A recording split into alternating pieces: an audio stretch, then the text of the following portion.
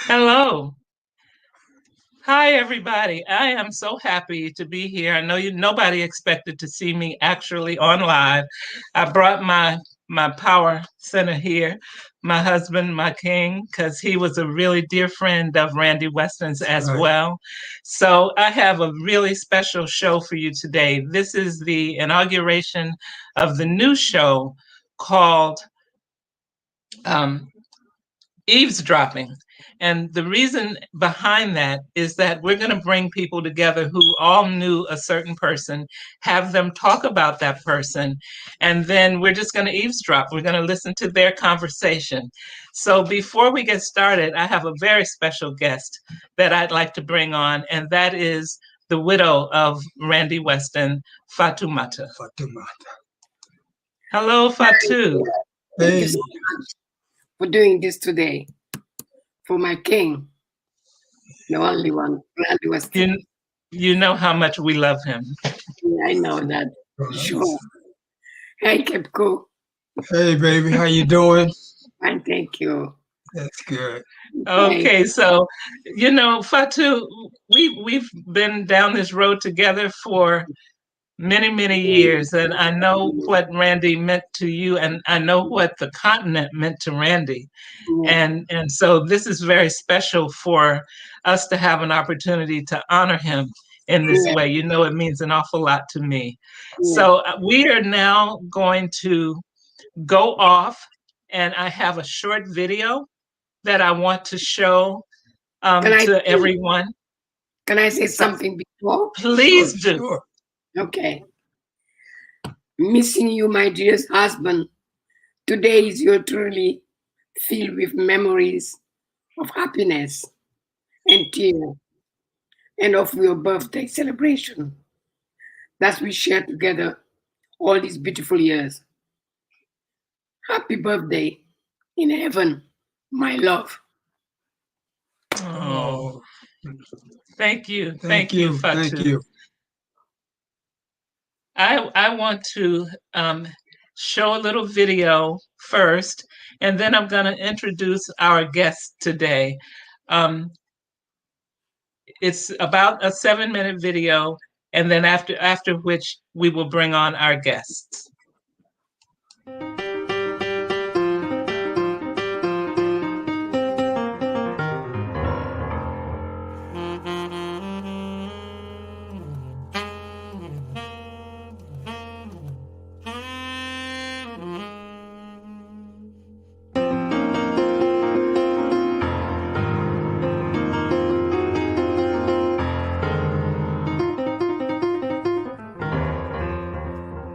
Wherever I go, I tell people, students, grandmas, and I'm so happy now because when I play, all the races come to me holding their hearts. They said, "You're taking us back home." I said, "We all are from there, you see." And we have to stop to realize no Africa, no jazz, no blues, no bossa nova, no calypso, no reggae. It's the creation of African people. How they did it, up till now, I don't know. Where did Art Tatum come from? I don't know where these people come from. I just don't know. I'm amazed more now. I'm more amazed with Monk and Coleman Hawkins today than I was yesterday. How could they take these European instruments and do what they did and get their own sound? As Volney described, all the inhabitants have a bloated face, puffed up eyes, wide nose, and thick lips. I was tempted to attribute it to the climate, but when I visited the Sphinx, its appearance gave me the key to this riddle. On seeing that head, typically Negro in all its features, I remembered the remarkable passage where Herodotus, the 5th century historian, says, "As for me, I judge the Colchians to be a colony of the Egyptians, because, like them, they are black with woolly hair." Volney continues, in other words, the The ancient Egyptians were true Negroes of the same type as all native-born Africans.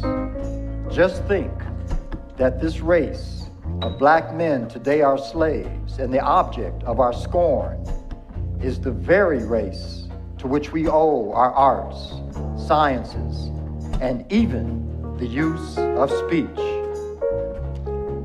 But as profound and culturally fruitful as the great empire of Egypt, or Kemet, was, there was one greater and even mightier which stretched into the dawn of time, where myth, legend, and history merge as one. Growing up as a boy, I mean, we loved music before I ever even touched the piano. Music was our way of life, and I grew up in the community of all the nationalities. People from the Caribbean, people from Africa, people from the South, people from Europe, all bringing their cultures, So it was so rich and so wonderful. But music, that was the key. And I can't emphasize too much.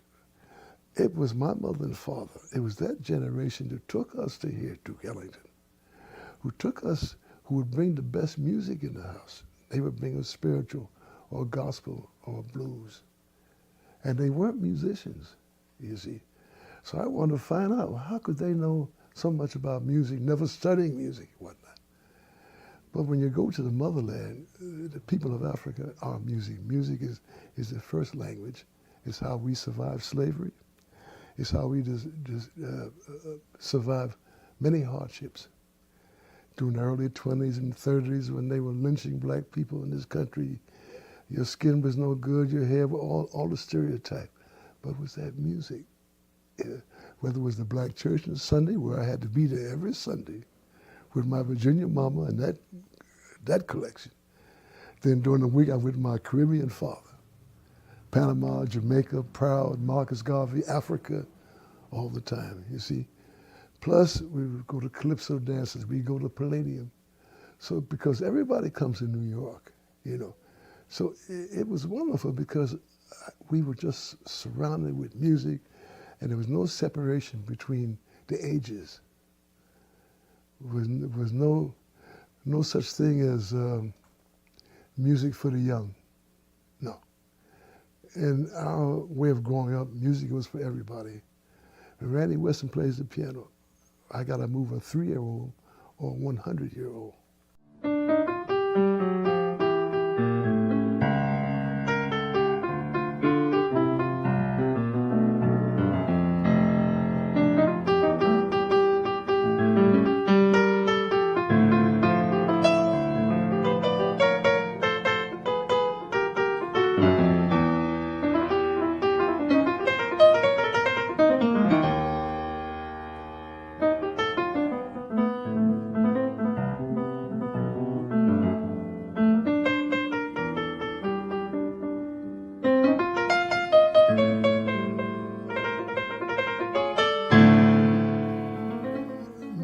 Music is life itself, music.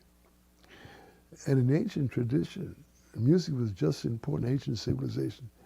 Music was just as important as science, astronomy, any kind of education. Music was required because music was our first language, our spiritual language. Even up till now, even up till last week, when I go to the piano and I look at that audience, I've been doing that for a while. All the religions are there. All the colors are there. All the ages are there. But we become one people when the music is right.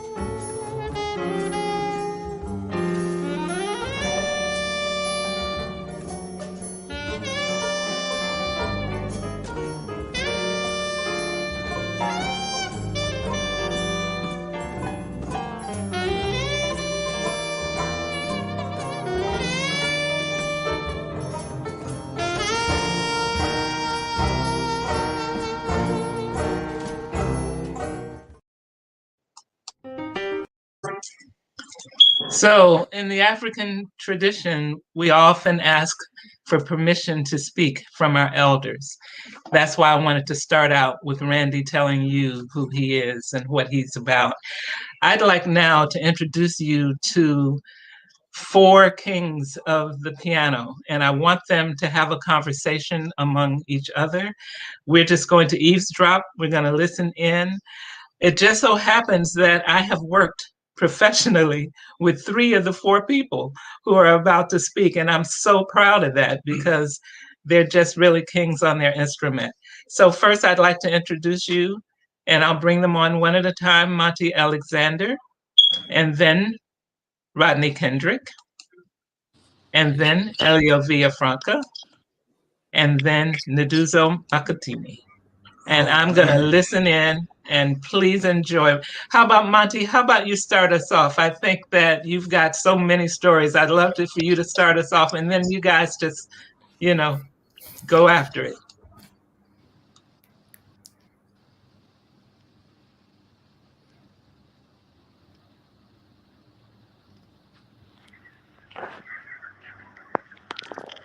Monty, you're on mute. I'm on forgetful. Okay, so let me start again. Good afternoon to you all. I'm wishing you beautiful things in life, and I'm pleased to meet you all today. Rodney, who I've known for many years, and thank you, Gail, for this incentive to celebrate our beloved Randy Weston, Baba Randy, at what would have been his 95th birthday. So, talking about this great man, I was just looking at something I wrote when he actually passed on and transitioned to the homeland, let's call it. And I made this impression of Randy with his piano. He was like a giant eagle. The eagle, when it spreads his wings, and he presided over those keys and started to take you on a journey. He didn't just play music, he went on a journey, an adventure. And the cornerstone of that whole experience was his deep love for Africa. He was always this great musician, playing piano, writing songs. But when he went to Morocco, he's like he entered a fulfillment of who he was, how he was. And then he got connected with Senegal and other great countries in Europe and in Africa. And you could hear it with every note he played. So when I saw him playing the piano, it was such an experience. Well, the other part of it is that I am privileged to say I enjoyed a fine friendship with Randy. And he accepted me, I guess, like little brother kind of guy. And yes, indeed, I even had the honor of touring with him in Europe back in the 1980s.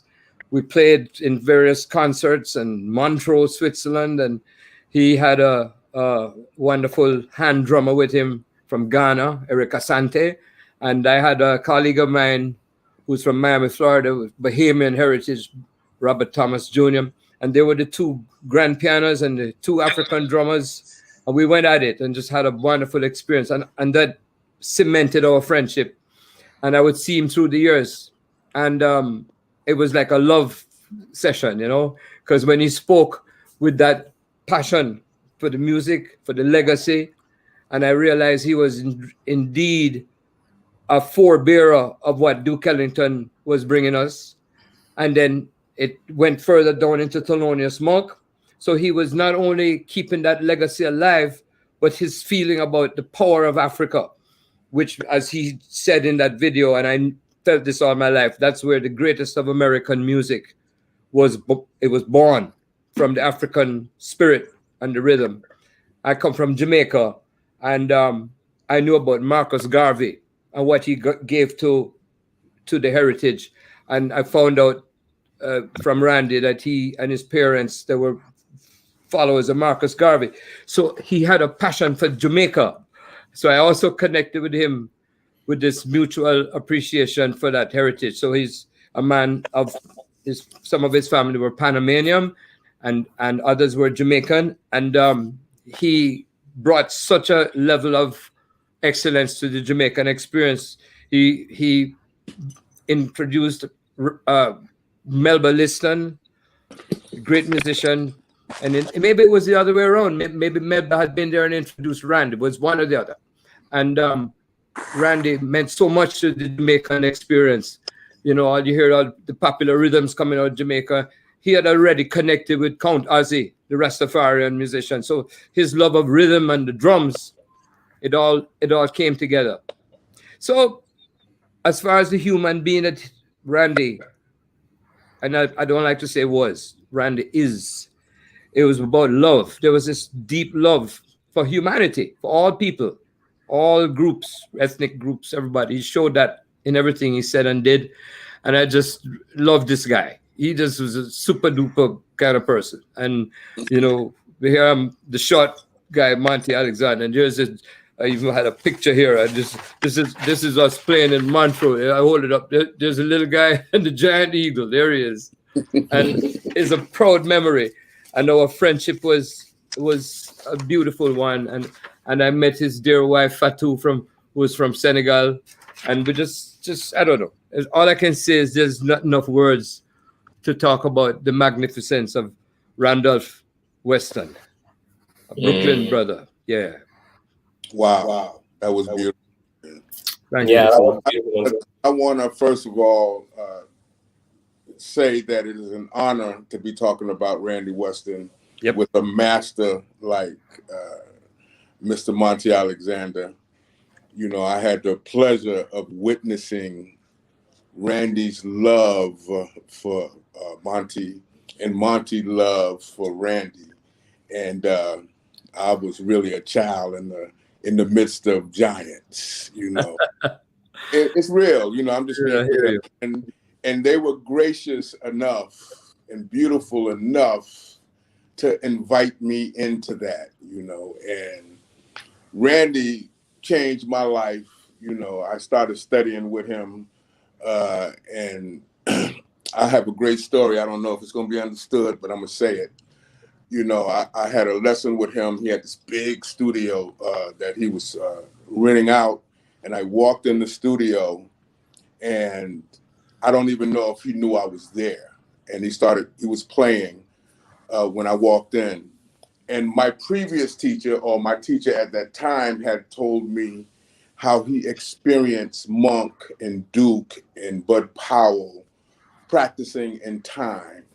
But he told me I had to see it. And he had been telling me this for years, that I had to see it, because he couldn't really explain the effect of it.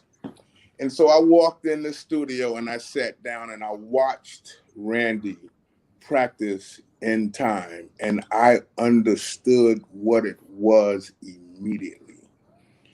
And so this African practice of taking something from nothing and blooming it into this beautiful, beautiful thing, and then throwing it away and starting the process over and over again. I had I got a chance to see it with my own eyes, and he literally changed. I didn't know how to sit at the piano after that. It was incredible. And the funny part about that story is, as soon as he finished, I walked up to him and I said, I was getting ready to ask him about something that he was doing, you know, and he said, "Don't you hate it when people ask you what's that?"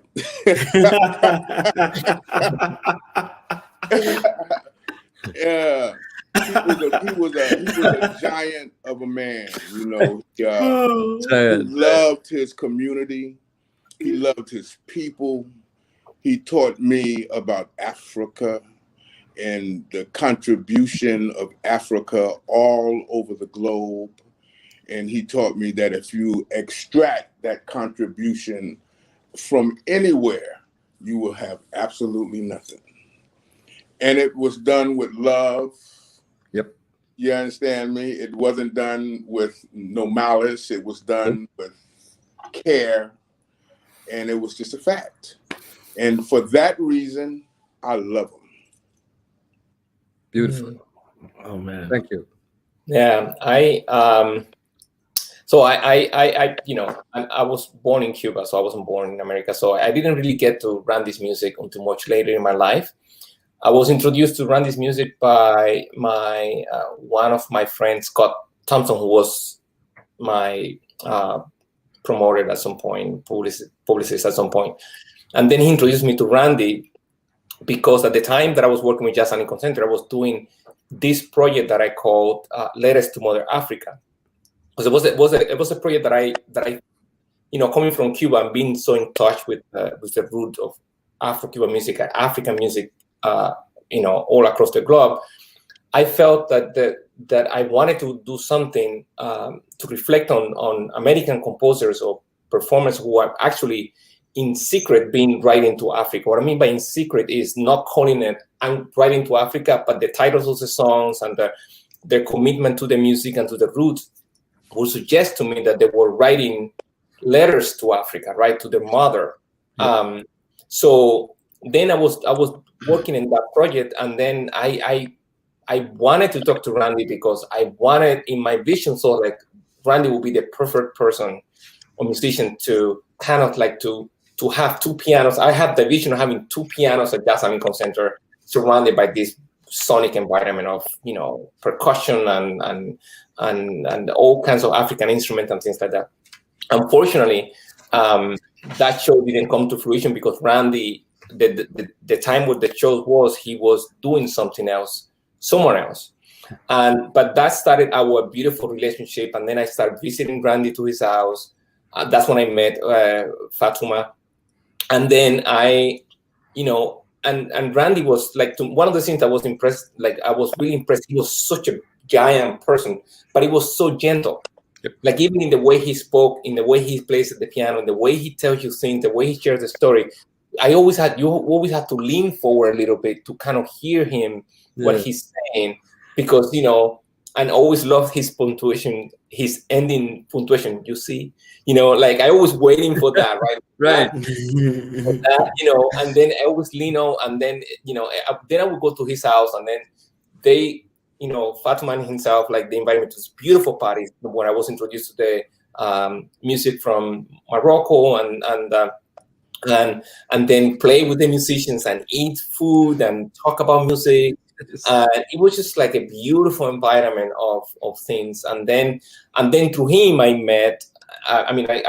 He introduced me to the music of Melba Lifton. Especially when he gave me this album, the Uhuru Africa, which is like one of the albums that I hold dear. Mm-hmm. Yeah, he even signed it for me. That I hold dear. It's just like a master. Yes. Work.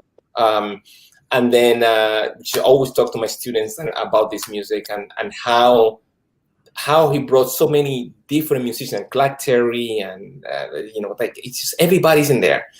Even he has. I didn't really discover until later that actually there's two bass players playing simultaneously all the time. It was like wow, and they did it in such a harmonious way, such a perfect way that it seems like just one instrument. And then he also gave me books to read about it. Every time every minute I spent with Randy was kind of like a workshop. Yes. It's like just learning so much, and he was so giving, like really, really giving person. Like he never hold back. He always give you and give you and give you, and and it's just like it's one of those person who became like my mentor without even calling him a mentor. Because every time I was to his house, it was just like, okay, and it was like, okay, what I'm going to, like it just was like going to school basically. And I totally agree with what Rodney say about experiencing the life of the musician, but in real time, real life, not seeing them from a distance on a music hall or a club. But just talking to them and see them play and just getting inside their artistic vision and their what their passion about music is. And Randy was so passionate about music. That's the one thing. And he was just like 100% passion from top to bottom. Yep. So I'm gonna miss him a lot. Yeah. Thank you, man. Oh man. Thank you so much. It's truly an honor to be in the presence of such great masters, I am a very committed disciple to the sounds that all of you make, and of course, part of the link to especially Brother Kendrick was I had been listening to Randy Weston for many years, and then through a friend of Brother Kendrick, Begum Selegwe, South African pianist, then I got to know about Mr. Randy Weston. And so there are those links, and not only, through the friendship, but through the sound as well. You can tell how these relationships are harnessed in the sound.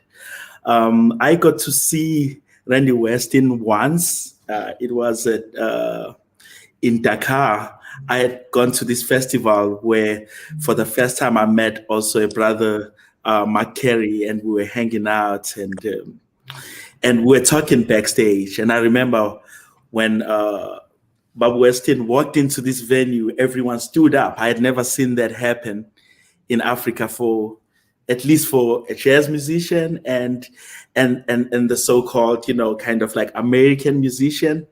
And then it triggered my interest in a deep way. Why would, people so deep in this cultural kind of like space, pay attention and have such a gesture? And I would learn later when I was reading books about Randy Weston and listening to a lot of his interviews, and he speaks about this, the piano as an African instrument. And for a lot of us here in South Africa, most of us didn't have the classical background, and we had always wanted to find ways of connecting with this instrument that would somewhat be closer to us. Yep. And so Randy Weston for me became that bridge. And it is later on I got to learn about the story of the Mbira in Zimbabwe. And so the story goes that like the Mbiras were not really built by any human beings, but they were brought by the mermaids onto the river banks of Zimbabwe. And so people found these instruments, at least the first generation of these instruments. And when they were teaching these instruments, they used this method of like an elderly man, a mother, and the children in terms of describing the various registers of the pitch and how people were approaching. So they say if you hit the lowest note, it's the elderly man, and it's all the wisdom, and they don't really say much. And in the mid register is the mother that takes care of the entire village. And the high notes were really the children, the excitement and all the joy that comes with being young and making all these mistakes. And, so later on I was listening to Randy Weston, and for the first time I actually had that in the sound, where there's a kind of deliberateness with using the low notes as like the anchor of all this wisdom, and the voicing in a register where you feel the warmth of a mother. Okay. And he had a way of playing the higher register that has all this excitement and sometimes the humor, So somehow for many of us, he really made the piano to tell an African story, and we are forever thankful for that. I want to say, man, you just said a beautiful speech. You are the gentleman. And what I see here, and I feel so grateful for, is that for people who are hunger for wisdom, and especially the wisdom of our elders. I was given that gift to want to be hungry, to be around my elders and hear the stories they would tell. I'm talking about Randy. He's in my life one of the great elders, the great teachers, the great storytellers, because when he played, he evoked life, literally. I mean, it had little to do with like somebody saying, "How'd you do that? What was that?" Like he don't go there. He just painting a picture, recreating an experience that was down in his bones, in his heart. And he literally was one of the masters of the storytelling experience from the African perspective. And what you were just saying about the family, the father, the mother, the children, that somehow I can relate to that in my own experience, because when I would go to the piano, it was my first toy. I hope that doesn't sound disrespectful, but I was a 4-year-old child going on the piano, playing the low note, the high note, just having fun. I didn't have a toy train or other toys. The piano became this place to express feelings, and okay, you play some rhythm and you play some melody, but all of it went into this idea of recreating an experience. And the thing that, and I never heard you use that word, but every time I heard them talking about and just sing about the piano being an African instrument, I start thinking about kalimba, the kalimba instrument. And in Jamaica, we have the musicians, when they play the calypso music, they're sitting on a box with 5 prongs, boom, boom, boom, boom, creating the bass pitch. It's not a true note necessarily. It's just a sense, it's a feeling. And when I hear Randy hit those low notes, it's like the earth is shaking, thunderous. Thunder, baby, thunder. Thunder, man. Lightning and thunder. Then he go up there and he play the bird in the tree. And then he go there to play a river. There's a river going through the creek. And then he come over here. And then when you get to the middle, and then you hear the sweet harmonies that come from our so-called jazz experience. So, but the thing about, I think, you all, is the joy of being in the presence of our elders, Randy being who we're speaking of, because there were others, but Randy was a down-home cat as well, he's not no professor somebody, he's just a regular cat. And he's talking to us about life, and you sense the passion, as you say, Elio, absolutely appropriate. So I just had to express that to you. It's great to be with you 3 guys who relate to something I feel very strong about. And Randy was not a musician, he was a magician. True. I remember Monty. I did a duet with Randy. I had practiced so hard to do this duet with him. And after the concert, you came up to me and you said, "Baby, that was life. He was playing life." I said that? Okay. One of my better days. The best thing that could have happened to me, because I was technically ready, but technique wasn't involved. It was about life, baby. It was about the life of the people on the planet Earth. Wow. And you came up to me. We were walking to the dressing room, and you put your hands on me. He said, "Baby, that was about life." Randy was playing life. You both were, You were right, my friend. Thank you all very much. So everybody, I really appreciate what you all just said. So great. And Brother Rodney, I remember the first time I heard you play when you were here in South Africa, and I came up to you and said, "How do you get such a big sound out of the piano?" And you said, "I asked Randy the same question." Well, I've had the opportunity to be around Randy and Monty and Gilly Coggins and all of these people, Chris Anderson and Barry Harris. Anderson. I think hearing all of these stories is actually makes sense to me, like why Randy was such an admirer of Duke Ellington, because Duke Ellington has the same approach in the piano that Randy did. Like he used the lowest, and the way I love the way Nduduzo just playing it to be putting it in a family context. That's really beautiful way to put it. Since I'm coming from Cuba, I normally put it in terms of seniority, right? Yep. For us in Afro-Cuban music, the very traditional of Afro-Cuban music, the lowest drum is always the oldest drum, and it's always the drum who speaks. Mm-hmm. It's just a function of each instrument, thinking about 3-part and talking about, the low, the mid, and the high. The lowest is the one who always speaks, communicates with the gods and communicates. It's the one, the bridge between the gods and us in earth. Yep. The middle one is the one that's always creating this conversation between those two. It's always answering. The middle one is always answering to what the lower is the lower drum is commanding the commanding, right? It's commanding. The middle one is the one interacting and kind of answering what called the call and response, and the highest one is the one who keeps everything balanced and together.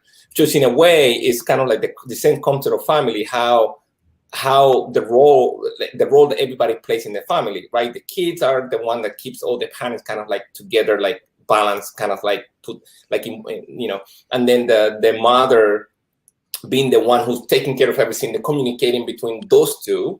And then the lowest one is like the one who's just like, okay, this, you know, like that kind of conceptual thing. And whenever I hear a pianist that uses that kind of, because I'm Monty, I heard you two doing that many times, and I follow your music, and I hear you doing that.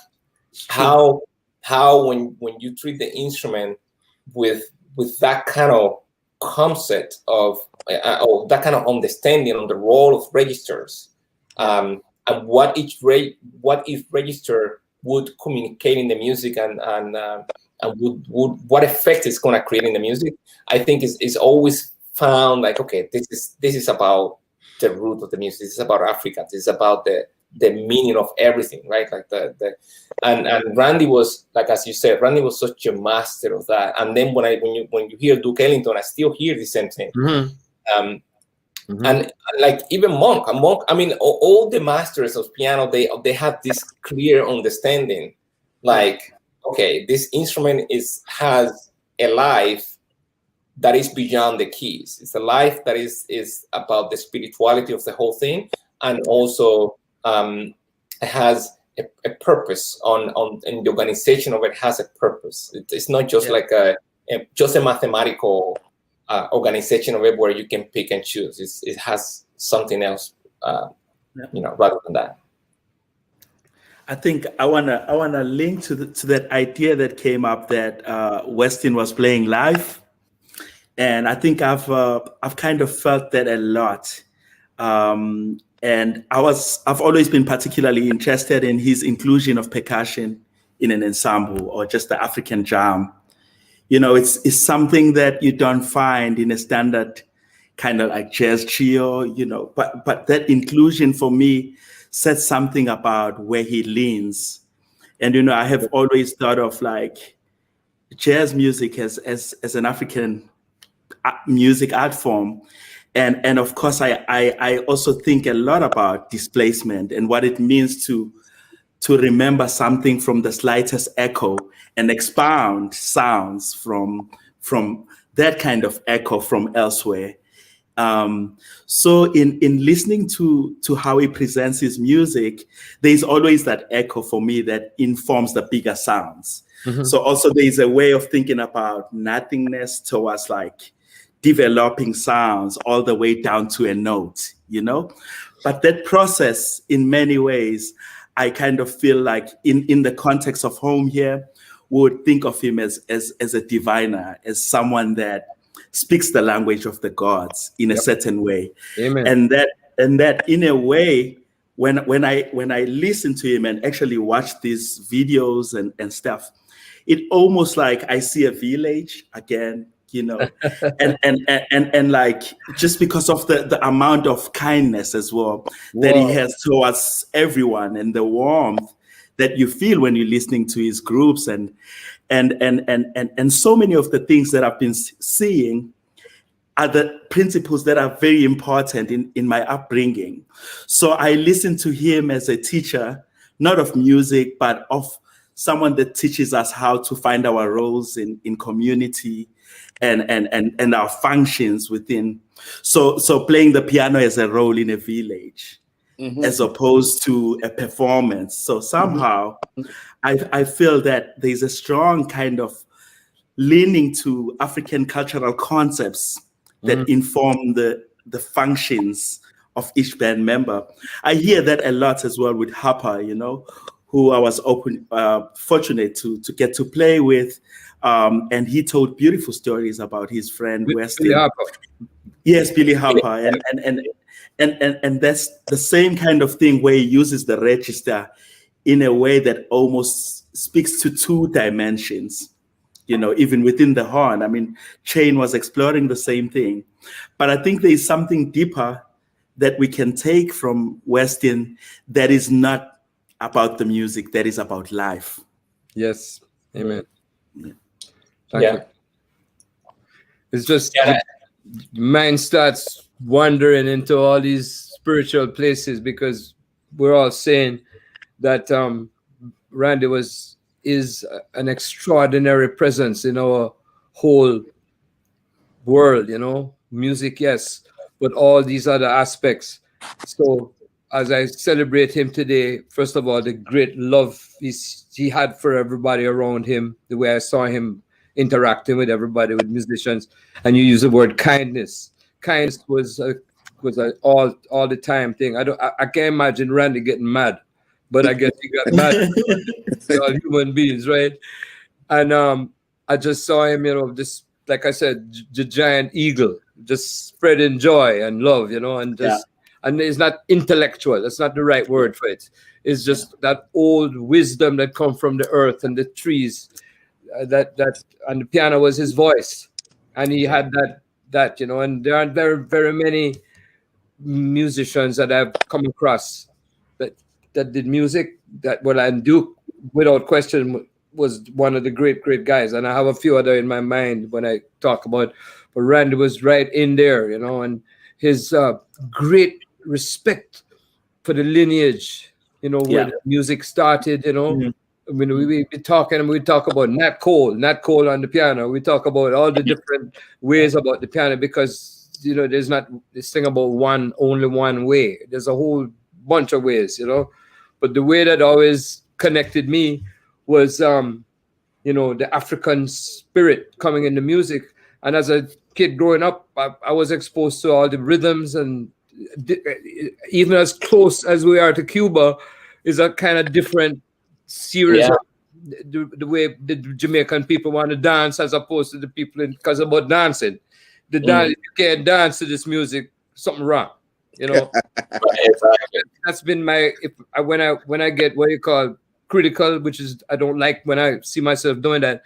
I noticed that people got so intellectual with how you analyze this and that, this and that, and this and that they maybe they didn't love it in the beginning, but this seemed to make people move. The spirit to move, and you just like Randy said, the 3-year-old kid or grandma in the audience. We're here to reach everybody. This music and to uplift humanity. And he didn't talk religion. He talked life, spiritual. Yeah. So he moved. He was a mover, And on my better days, let's put it that way, I seek that approach to the music is just a gift to be able to move people to a better place. Say when you walk out of the club or whatever it was, the people are glad they came and paid $5 or whatever. You went back a minute. You went back a ways. Yeah, that's the first thing. I would love to say that Nduduzo talked about he was one of the gods. He was definitely communicating the divine intelligence of the universe. Yeah. But Monty said that I'm gonna paraphrase you. Almost Randy as a pianist, almost, because he was a great pianist, but it was almost as if the piano was incidental. It was just this message that he brought us was so much larger than piano. Randy, I think I would, time and time again be with Randy and Monty, and I would hear those cats talk. And man, they would be talking about what happened back home. You dig? With the regular folk. And that was bigger to them, and it should be bigger to us than running up and down the piano. And that's the story he told. He told a story about the people.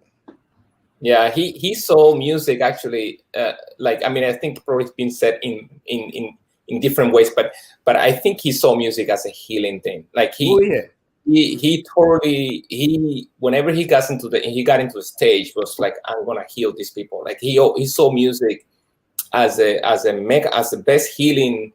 And he actually said it on the interview, like how music could bring people from so many different walk of life, and yet it was a unifier, right? Like it just unified people and heal people in a way that there's no any other form that can do that other than music. Because maybe it's because it's the oldest form that existed on Earth. I mean, since even before human being, there was still sound. And then there are birds, and there's like music has always been in the air. And music has always been the one thing that all humankind has in common, and it's the one thing that can heal everybody from anything, basically. The struggle of life, baby. Struggle of life. Well, I guess we're all done. My name is Randy Weston. My music is called African Rhythms. Have some excellent musicians. I have Louis Nash on drums, Neil Clark on African percussion, Robert Trower on trombone, T.K. Blue on saxophones, and Alex Blake on bass. We're really a family. And we have a great love and great respect for our ancestors, and we constantly exchange information about what happened before us, going all the way back to the very beginning in Africa itself, you see. So we're really a family. We're not a band. Alex Blake, we've been together off and on since the 70s, you see. So we've been together a while. For me, Africa is like the common denominator. You know, it's obvious to me that my ancestors who were taken from Africa brought here, you know, and they set the foundation for our existence in America. So if my great-great-great was an African, I have to be an African to respect them. At the same time, I have to honor them, all the sacrifices that they had to go through. People like Louis Armstrong and Duke and Basie, all those early people who created this music, that's our royalty, you see. So our music is to keep people in tune that this music is not old music. It's music of the 20th century, which was Africa's contribution to the Americas, you see. So that's what our music is all about. So I have music from Morocco, from South Africa, Nigeria, whatever. But it's to show that we have a foundation, and that's Mother Africa. It was powerful. See, I went to Nigeria in '61 before the State Department tour, my first trip to Africa. And so when I went to Nigeria, I was perfectly at home. You know, I said, hey, I never left, you know. Not that I knew the languages, but I felt the spirit of Africa. It never left me because of my father. He let me know, you know, I had to study African history before colonialism, before slavery. So as a boy growing up, I studied about the great African empires. So I had a foundation. So when I went to Nigeria, I spent 2 trips. I played with Fela when he played trumpet in 1963. I went with Nigeria '61 with Nina Simone, Lionel Hampton, Langston Hughes, 29 of us, spent 10 days in Lagos. Then the State Department happened after. But the State Department was very important because I had my own sextet, Clifford Jordan, Ray Copeland, Bill Wood, Ed Blackwell, and Chief Bay. I had my son with me, and I played the composition I wrote about Africa. But you have to go to the continent to see whether it's real or not. But we had a tremendous experience.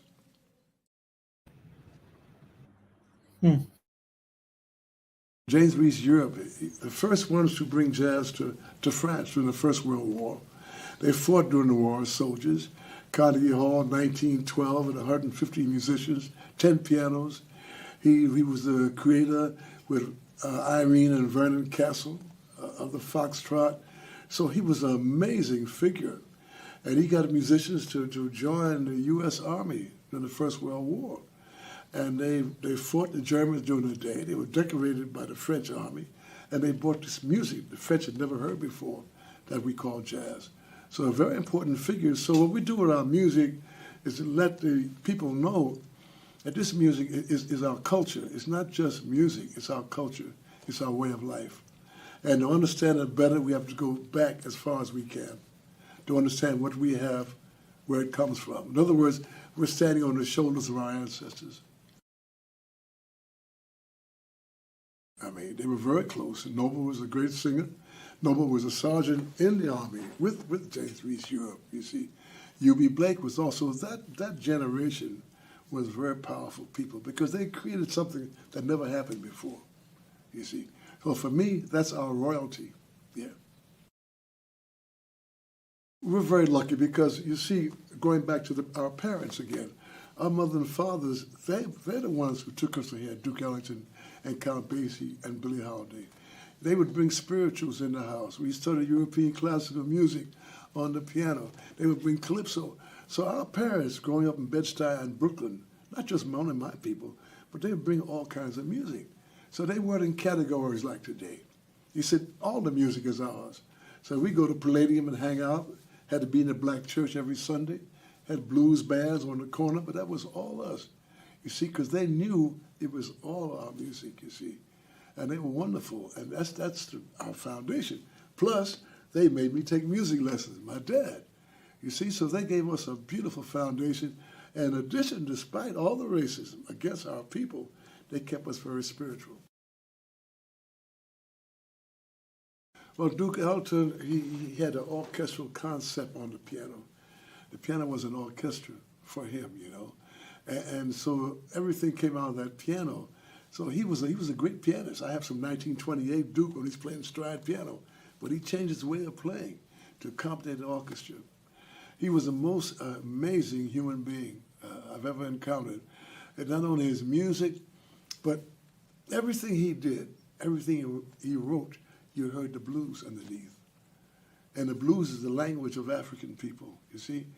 And plus, Duke, like Basie, that generation, the music they wrote were telling stories of how our ancestors lived. Our joys, our sorrows, our funerals, our dance. They were wonderful because they were truly storytellers. And Ellington was a master. And the musicians in his orchestra, everybody, the best.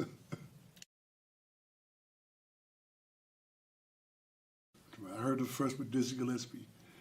I heard her with Dizzy's band in the early 50s. And she wrote an arrangement on My Reverie. And she was featured on trombone. And I heard her, looked at her, instant magic. And we worked together until she died. She was an amazing arranger. And she wrote music for everybody. But she took my music and expanded it, you know, and created a lot of colors. Great, great master arranger. Wow. Wow. Wow. I love when Randy says something profound and then at the end of it you say, you see. You see. And when you hear you see said like that, it ain't about maybe or possibly. You say, this is it. You see, You know, there's something you need to know, and if you didn't know it before, you see. I want to tell you, brothers, that you have really blessed the inauguration of this show.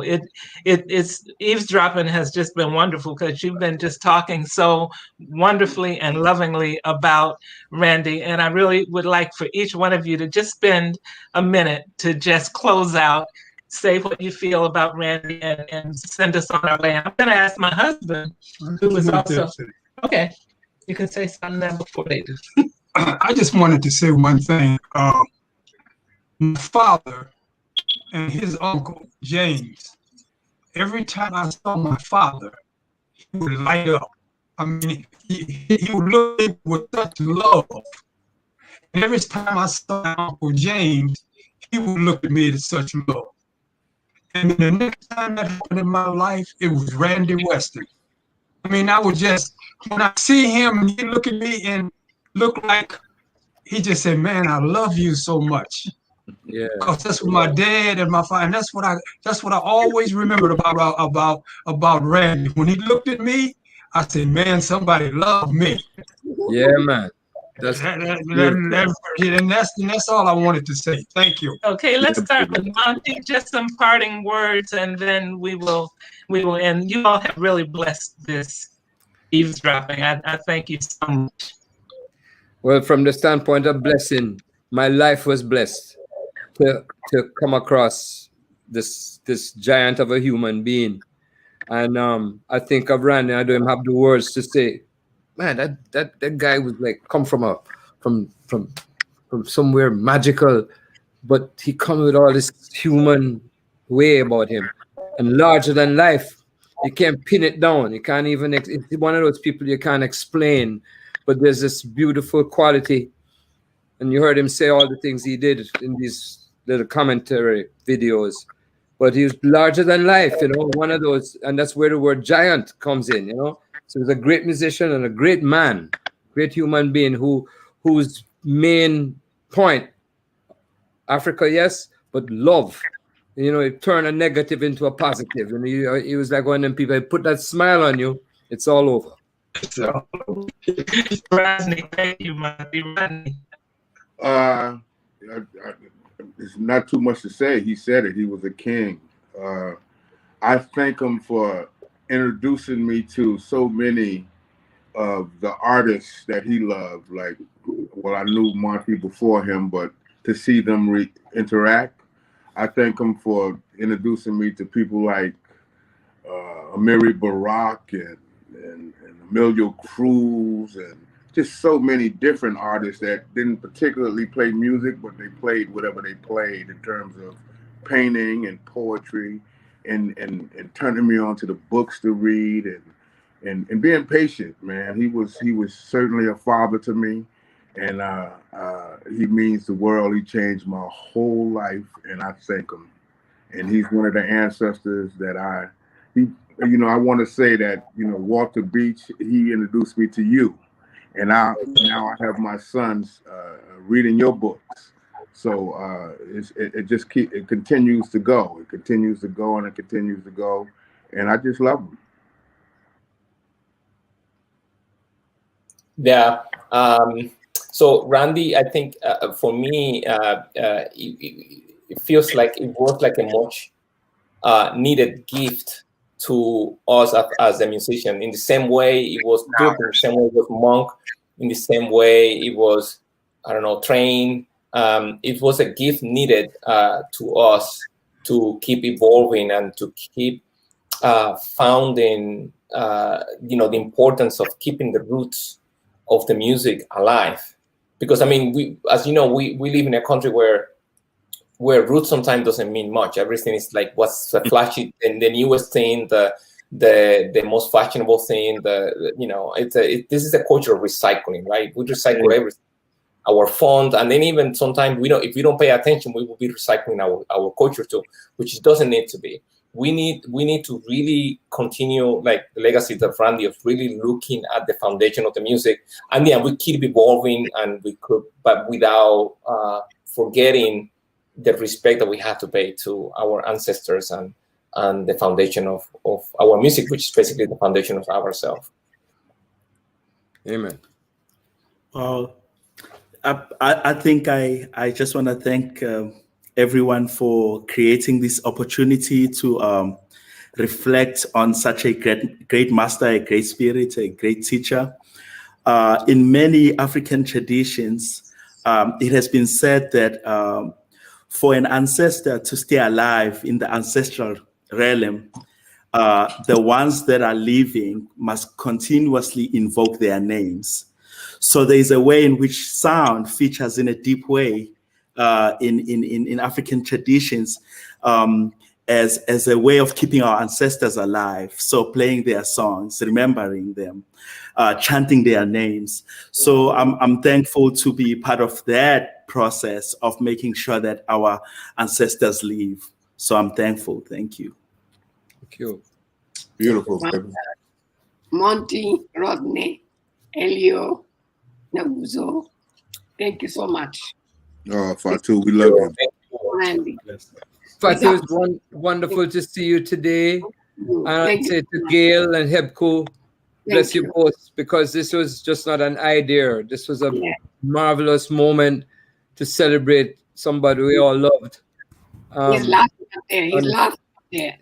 Yeah, I can see that. And he's 95, young, and he gives something to all of us here that will take us through the rest of our lives. Yes. Yeah, and then I was saying, like as Randy would say, you see. That's it. That's right. Well, hope to see you all on the street one day, wherever. I don't know, but good to meet you today. It's a wonderful occasion. And Rodney, we're gonna talk a little bit every now and then, a little more than we've been doing, you know? We must, but I need to call you anyhow because I just got a call for you. So we'll be talking. Okay, brother. All right, all right, brother. Thank you very much.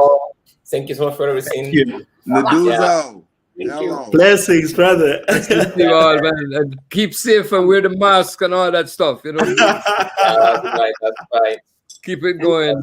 Thank you. You guys are all vaccinated or not, or what?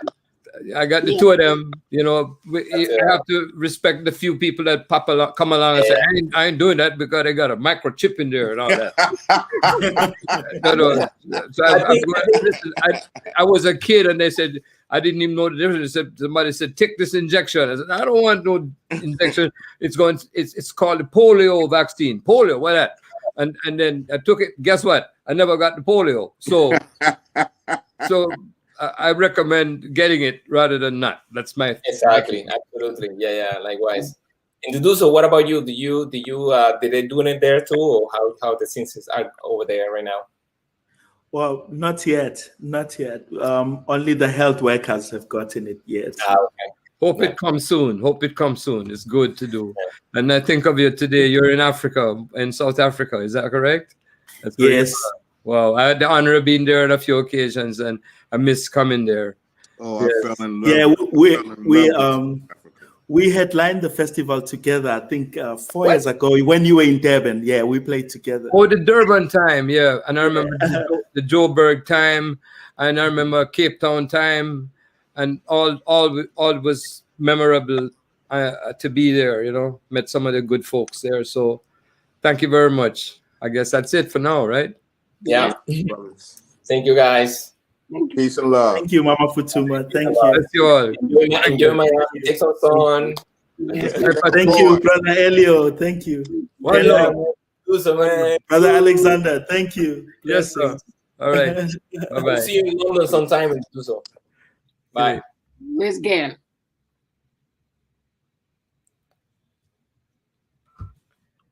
I guess that's it.